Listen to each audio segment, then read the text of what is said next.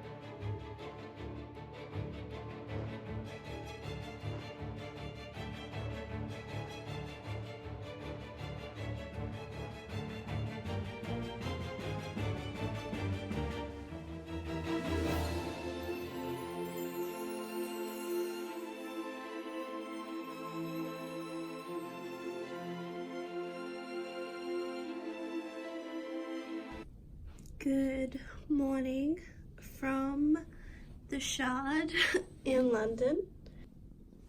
It's almost 5 a.m. I am still jet lagged, but I'm heading home tomorrow, so that's fine. What a beautiful sunrise. Gorgeous. I think the sun actually rises from that way. And there's the London Eye. I'm gonna go and get ready for the gym.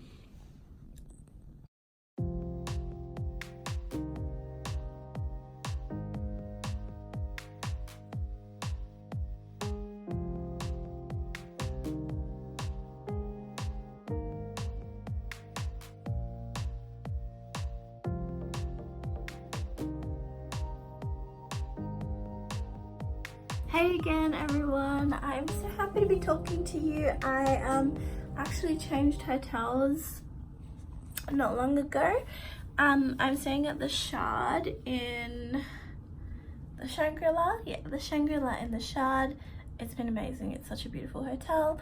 Now I'm just gonna go get some breakfast. It's about 7 o'clock in the morning. I've been up since like 2, jet lag. But yeah, I'm gonna go and grab some breakfast. Just treating myself to a little bit of a lunch right now. I've got some mochi, which is good. I'm come over on this side. Got some mochi, got some spring rolls, got some pad thai, some Coke, and this is the gorgeous view that I'm looking at.